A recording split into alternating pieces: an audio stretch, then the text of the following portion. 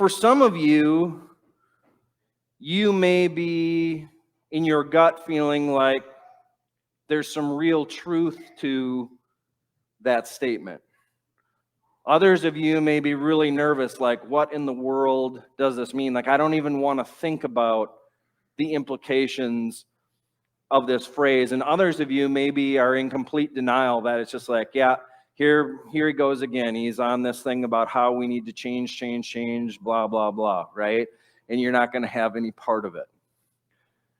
But friends, I truly believe that for us as the church, this is a very true statement, right? Because we live in a world, or we were trained for a world that no longer exists, right? As I look back, even to my childhood, the world that I grew up in, the church that I went to no longer exists. And it's sad because for 1,700 years, the Christian church has had a pretty prominent place within culture, within the world. It's been given at different times an enormous amount of authority. And yet the signs are all around us that that is changing. And in fact, most people will say today that we live in a post-Christian world, at least here in the West, right? That in Europe and in North America, we've moved beyond Christianity to become post-Christian. You know, Pew Research has also come out and said that for the first time in its history of collecting statistics, that people who identify as Christians has fallen under 50%, right?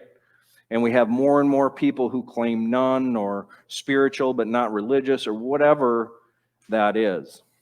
Now, before you think that I'm going to get all dark and gloomy on you, I do want to speak some hope and create a context, because as we just sang about, I truly believe the church, the universal church of Christ, is not going to fail, right? And I believe Jesus will have his victory.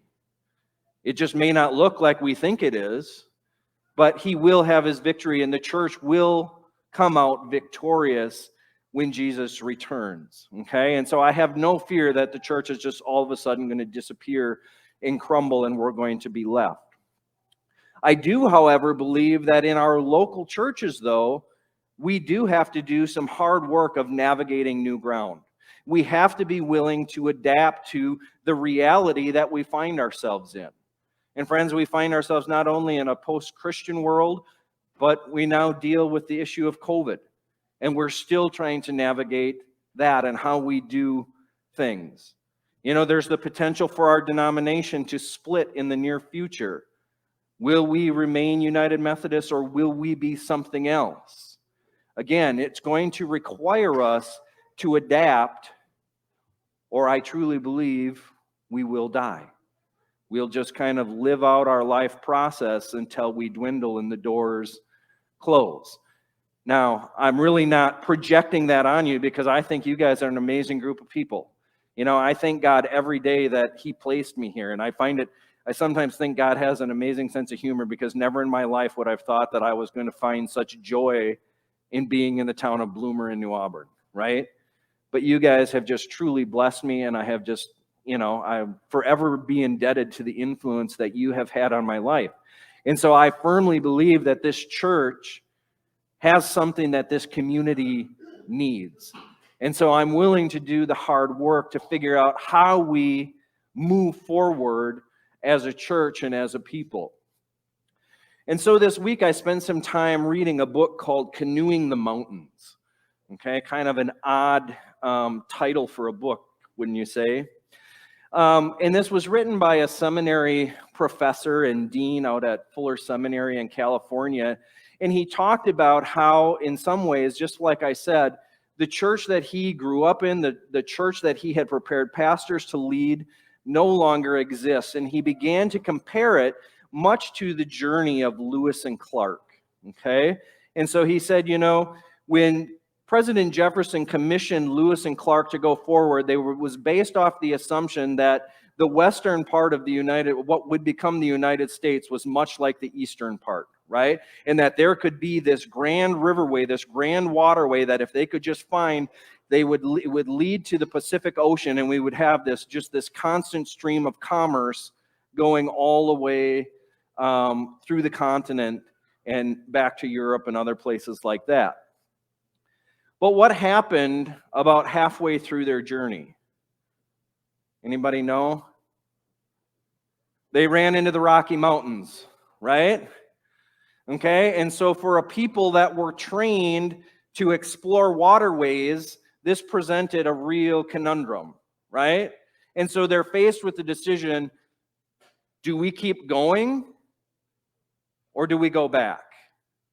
Do we just go back and tell the president, you know what, we're not mountain men, we're not mountaineers, we don't know how to do this, and the dream is shattered. But that's not what they did, right? Because they got rid of the canoes, they sought some help from some people who knew how to get through the mountains, and they got over them, right? And they got to the place that they wanted to go, okay? And so, friends, that's what I want us to spend some time talking about today, is because, again, life in our church is like that.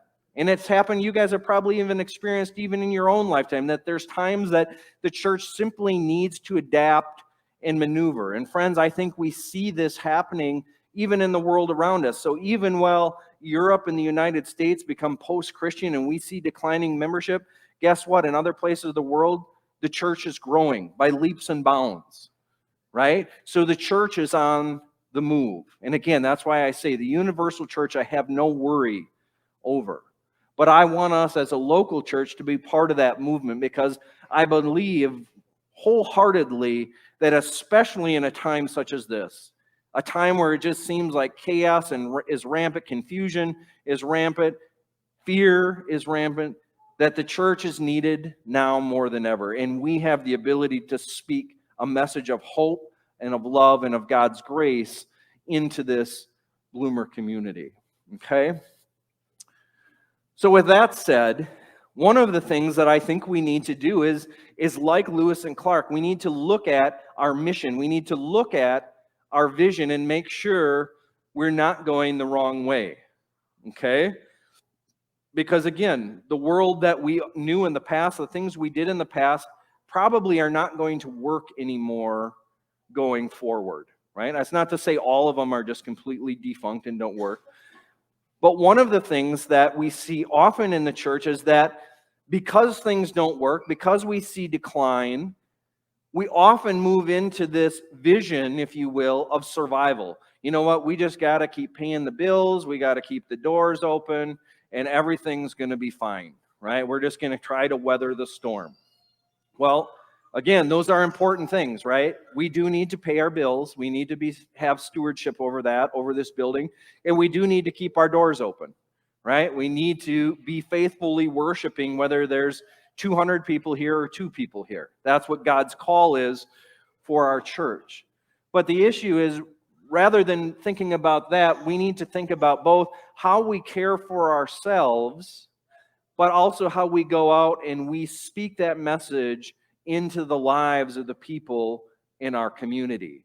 And friends, that's where we move from survival, or from surviving, to thriving, right? Where we become the body of Christ in the world. And we're going to hear that same message in communion in just a little bit, okay? So here is our current mission statement: to share the good news of Jesus Christ through our worship, our education, and our role in our community and the world. Okay? So one of the things we need to do as a church is we need to say and question, are we doing this? Are we not doing it? And if we're not doing it, why? Perhaps we need to look at changing it if we're not doing it, right?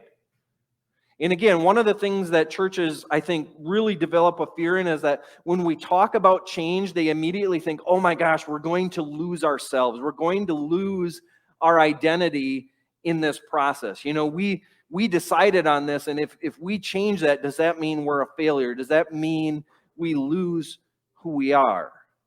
Well, let me tell you one thing, friends. I'm a pretty big advocate for change, but the very last thing that I want you to do is cease to be the Bloomer United Methodist Church. Right?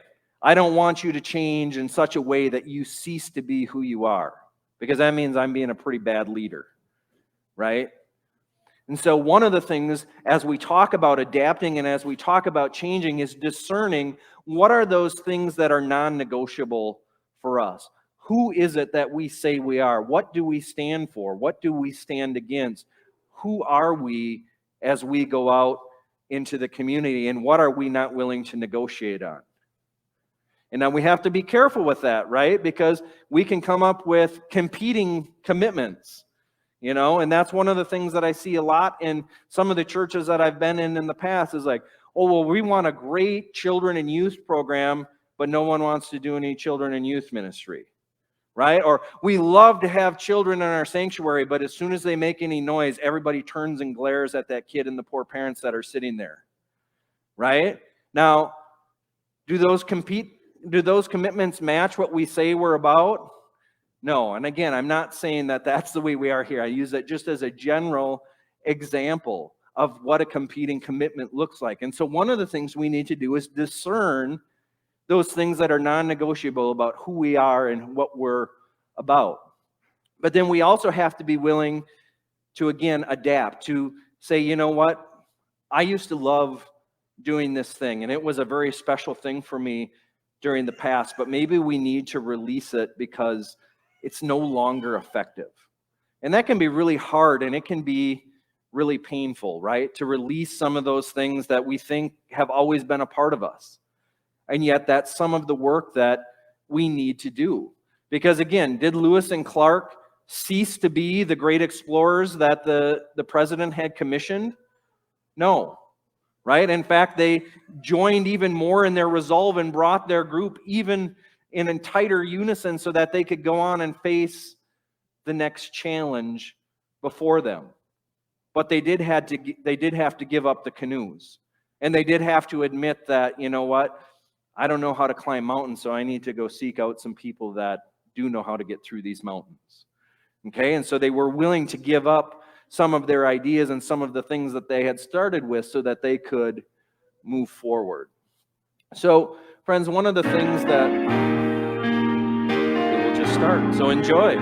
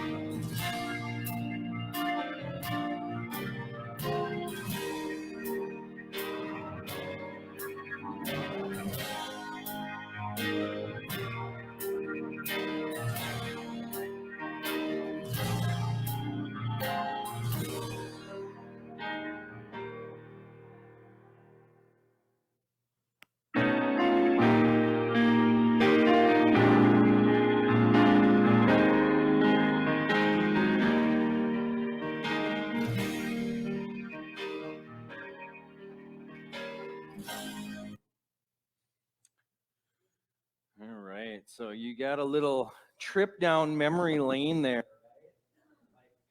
I'm normally not a very sentimental person, but there's just something about going back to old pictures like that and just enjoying and celebrating what was, right? The things that have been done.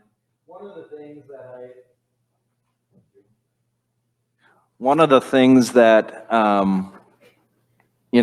I loved about both of the slideshows that I got to view, because we did one for New Auburn too, but it just goes to show me that you guys have a rich legacy of mission and ministry to the community, right? And I so long for us to continue that, to continue to find ways to create new pictures, new memories together. But one of the things we need to be very careful of, because we all have a tendency to do it, is to look back on those days and those memories and think, oh, these were the glory days. And if we would just go back and do some of these same things again, we might see those same results again.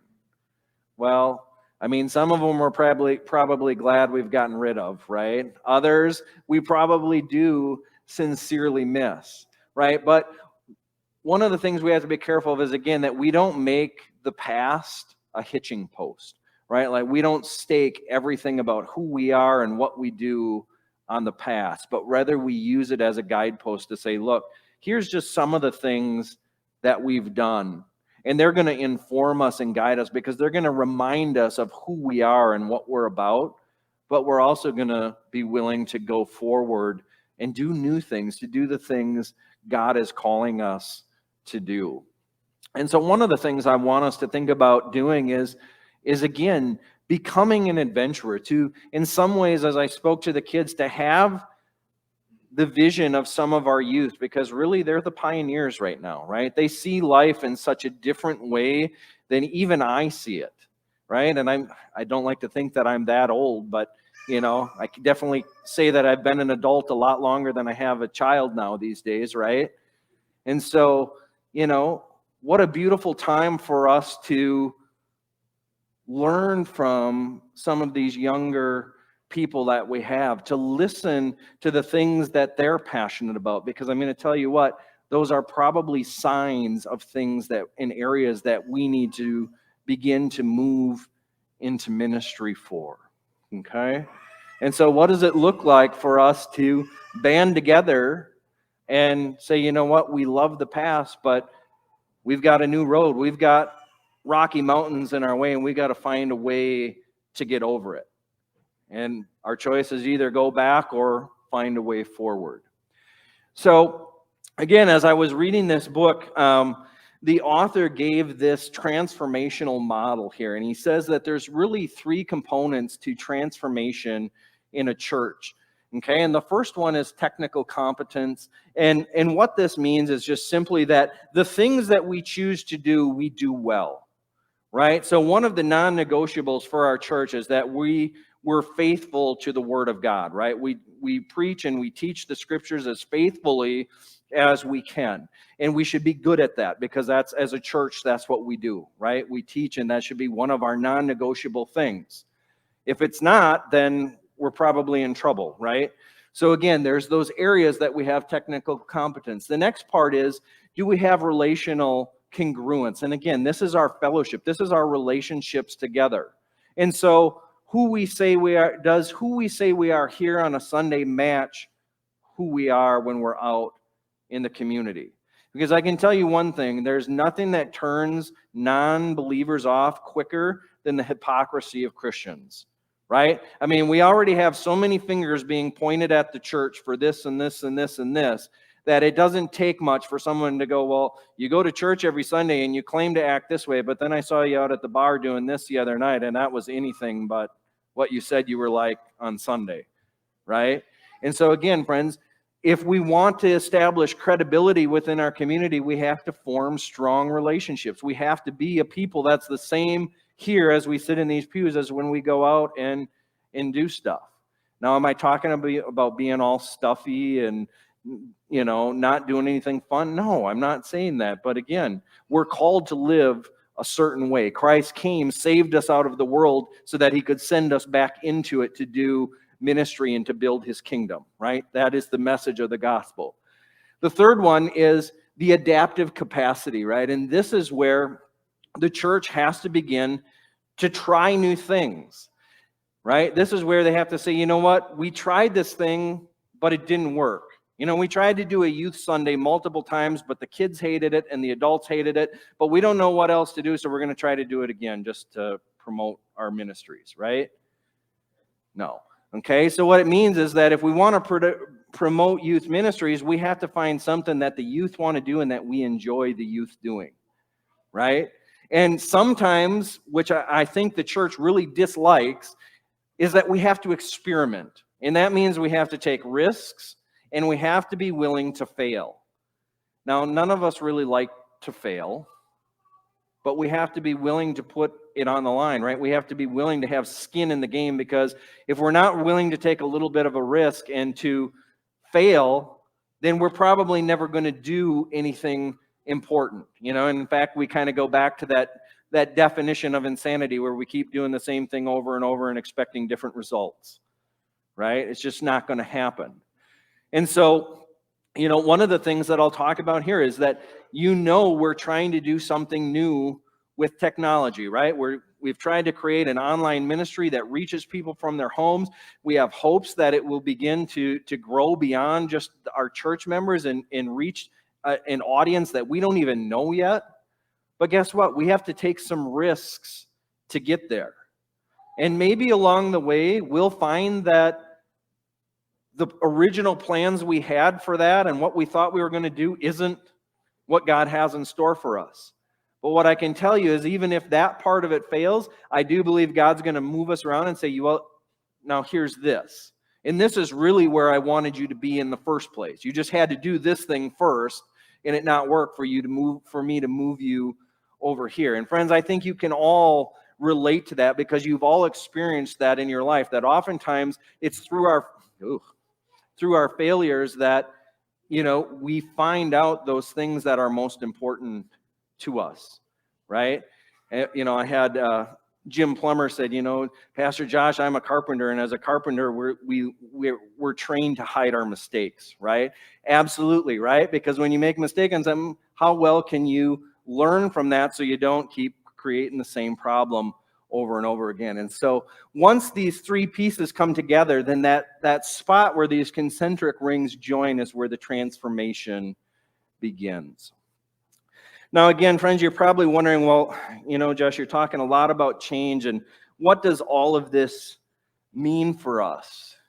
And I want to share with you one of my favorite scriptures in the whole Bible, and it comes from Acts chapter 2. And if you remember Acts chapter 2, it is Pentecost, right? The people are in the upper room, the Spirit descends upon them, supernatural things happen. The eloquent Peter just goes out and begins to preach in the streets to these people who are hearing their native language spoken by the Galileans, who are not thought to be very eloquent in their speech to begin with. And then Peter says these things, or the text, Luke, the author, tells us these things. And with many other words, he testified, and that's Peter saying these, exhorted them, saying, "Be saved from this perverse generation."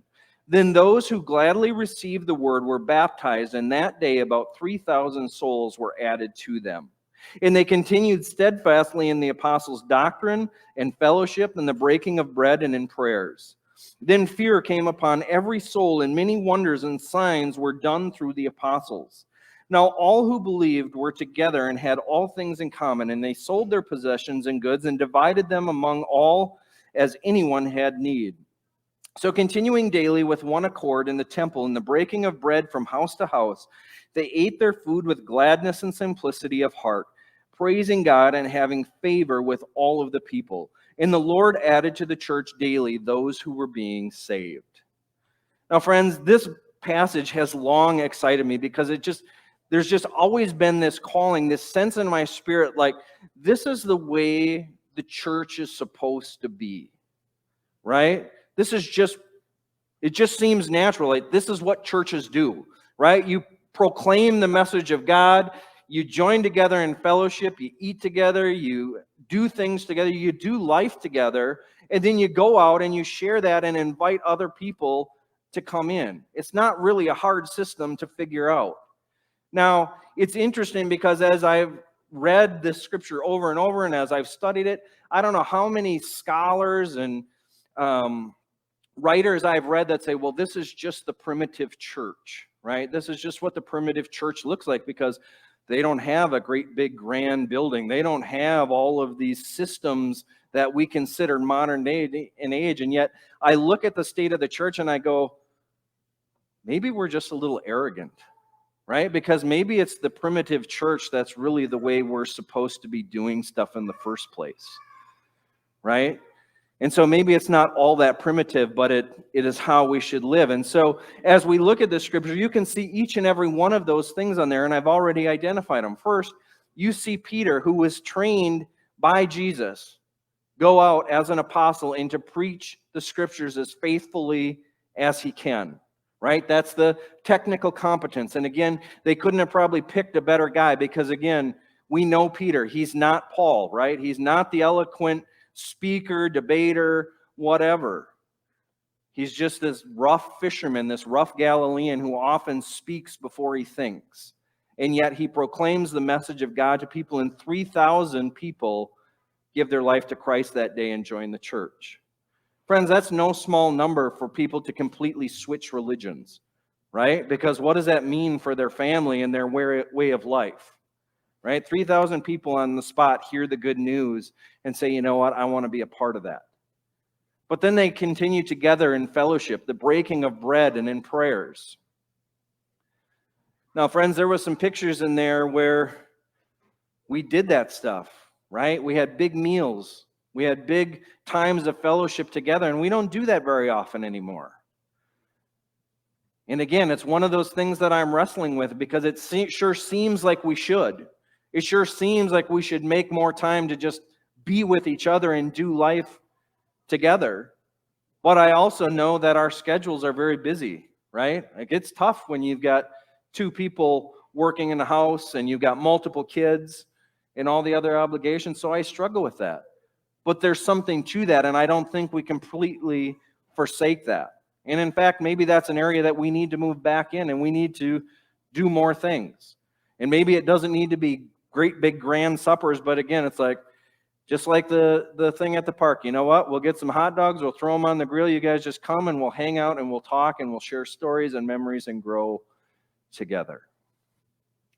And then finally, friends, they go out in service to the world. And again, I think even in this day and age, it's pretty uncommon for a group of people to get together and say, you know what? We have all of these things, but we see that these people have some needs, and so we're going to be willing to sell some of our stuff so that we can meet these people's needs. Now, did Jesus command people to do that? No. But it's what that church decided was best for their community.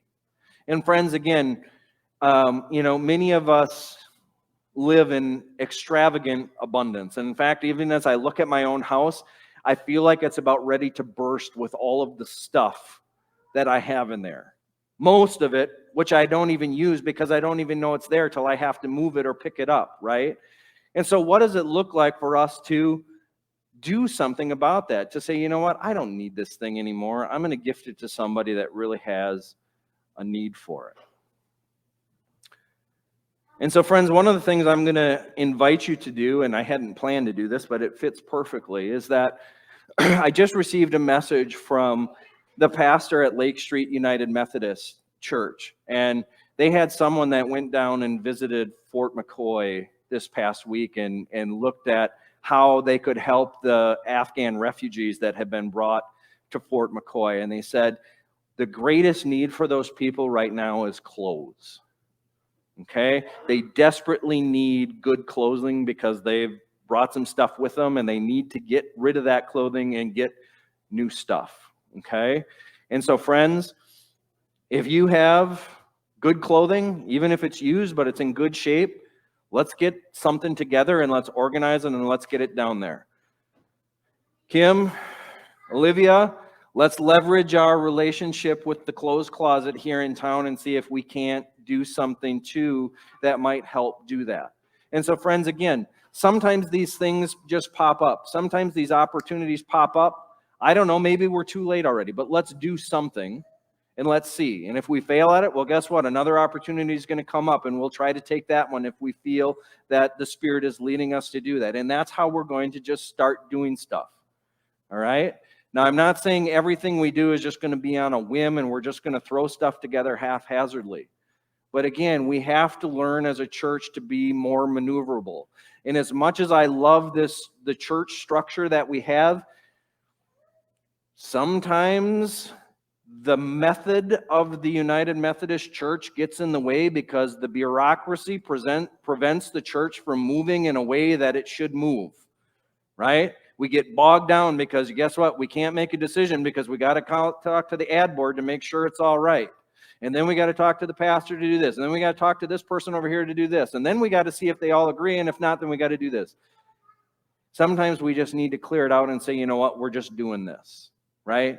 And so there's an opportunity before us to serve some people that are really in need. And so, friends, out of our abundance, let's give some of that so that we can help some people that don't have much and have been ripped away or left their homes because of some of the things that have happened. So with that, I leave you. I apologize for being so long-winded today. But as some action steps for you, the first one is to assess your willingness to be an adventurer. Are you willing to help the church move into uncharted territory? Right? And I want you to take this serious because if you go back to that first phrase that I offered, adapt or die, I'm going to guess that most of us will probably prefer to die. That's sad to say, right? But think about this. Think about people that have health challenges. Think about people that have heart attacks or addictions. Most of them, I would say probably 80 to 90% of them, make an initial change because of the event that happened, but then they go right back to living the way that they used to. All right? And friends, that's scary, but that's part of our human nature.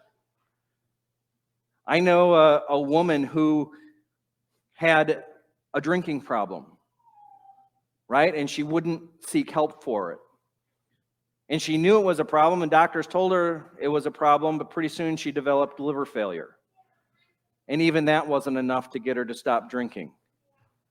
And so she died and orphaned a 14-year-old boy because she wasn't willing to adapt. She wasn't willing to change. Friends, I have a very high risk of diabetes in my family, and yet I keep playing with a loaded gun because I continue to let my weight yo-yo up and down. Am I really invested in the change, or am I just invested in the convenience and want to eat when I want to eat when I want to eat it? So friends, again, we need to take this question seriously because, again, we all want to answer. We're willing to do what it takes to change, but the simple fact of the matter is, when push comes to shove, we might be for a little bit, but oftentimes we can find ourselves reverting right back to the way things have always been. Lastly, I want us to take some time to reflect and discuss what makes our church culture. Who are we and what are we about? What are those non-negotiable things for us? And what are those things that we can release to allow us to move quickly in this ever-changing environment? God bless.